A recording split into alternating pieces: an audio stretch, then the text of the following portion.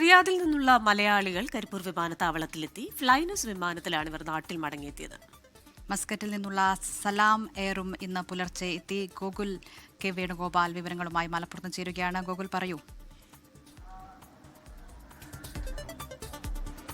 അല്പസമയം മുമ്പ് 6 മണിക്കാണ് ഫ്ലൈനാസ് കരിപ്പൂർ അന്താരാഷ്ട്ര വിമാനത്താവളത്തിൽ ലാൻഡ് ചെയ്തിട്ടുള്ളത്. ഇത്തരത്തിൽ ആശങ്ക നേരത്തെ ഉണ്ടായിരുന്ന സമയത്തായാലും ഈ ഫ്ലൈനാസ് ഉൾപ്പെടെയുള്ള അന്താരാഷ്ട്ര വിമാന സർവീസുകൾ ഇവിടേക്ക് ഉണ്ടായിരുന്നു എന്നാണ് നമുക്ക് മനസ്സിലാവുന്നത്. ഈ യാത്രയുടെ ഭാഗമായി ഇവിടെ എത്തിയ ആളുടെ പ്രതികരണം എടുക്കാം.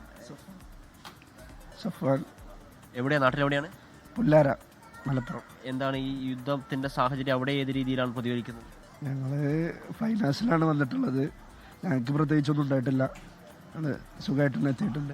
നിങ്ങൾ അവിടെ എവിടെയാ? അവിടെ ഞങ്ങൾ ഉംറയ്ക്ക് പോയതായിരുന്നു. കൂടെ ഒരുപാട് ആളുകൾ ഉണ്ടായിരുന്നോ? ഇല്ലല്ല, ഞങ്ങൾ ഇൻഡിവിജ്വലി പോയതാണ്. ഞങ്ങൾ 3 ആളുകളാണ് ഉണ്ടായിരുന്നത്. ഇയാൾ ജുനൈദ്. യാത്രയൊക്കെ സുഖമായിരുന്നു? യാത്രയ്ക്ക് സുഖമായിരുന്നു.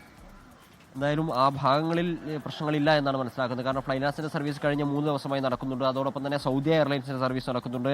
കഴിഞ്ഞ ദിവസം സലാം എയർ സർവീസ് നടത്തിയിരുന്നു. ഇത്തരത്തിൽ ഈ അന്താരാഷ്ട്ര വിമാന സർവീസുകൾ റിയാദിൽ നിന്നും ഒമാനിൽ നിന്നും ഒക്കെയുള്ള അന്താരാഷ്ട്ര വിമാന സർവീസുകൾ ഇവിടെ നടക്കുന്നുണ്ട്.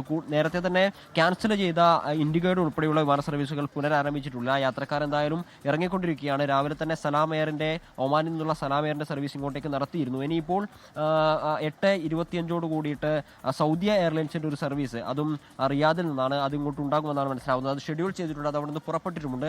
പിന്നീട് വൈകുന്നേരം ഒമാൻ എയറിന്റെ സർവീസ് ഉണ്ടാകുമെന്ന് മനസ്സിലാക്കുന്നു. ഒമാൻ എയറിന്റെ സർവീസും ഇന്നലെ ഉണ്ടായിരുന്നു. ആശങ്കകളൊക്കെ നിലനിൽക്കുന്ന സമയത്തായാലും നമ്മൾ യാത്രക്കാരുടെ പ്രതികരണങ്ങൾ തേടുന്നുണ്ട്. അവർ പറയുന്നത് തങ്ങൾ താമസിക്കുന്ന സ്ഥലത്തൊന്നും പ്രശ്നങ്ങൾ ഉണ്ടാകുന്നില്ല. ചെറിയ ചില സംഭവങ്ങളൊക്കെ ഉണ്ടാകുന്നുണ്ട്, ചെറിയ ആശങ്കകളൊക്കെ ഉണ്ടാകുന്നുണ്ടെങ്കിലും വേണ്ട രീതിയിൽ കാര്യങ്ങൾ ചെയ്യാൻ വേണ്ടി സാധിക്കുന്നുണ്ട്. പ്രത്യേകിച്ചും ഇപ്പോൾ നോമ്പ് മാസമാണ്.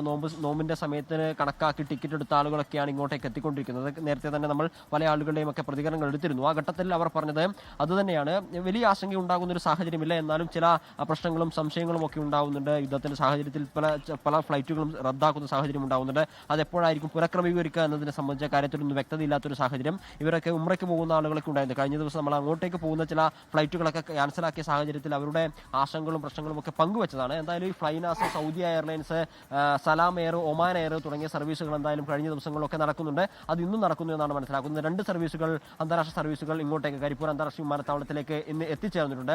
രാവിലെ സലാം എയർ എത്തി. അല്പസമയം മുമ്പ് 6 മണിയോട് കൂടിയിട്ട് ഫ്ലൈനാസ് എത്തി. ഇനി അല്പസമയം കഴിഞ്ഞാൽ 8:25 കൂടി സൗദി എയർലൈൻസ് എത്തും. വൈകുന്നേരത്തോടുകൂടി ഒമാൻ എയറും എത്തുമെന്നാണ് മനസ്സിലാക്കാൻ സാധിക്കുന്നത്.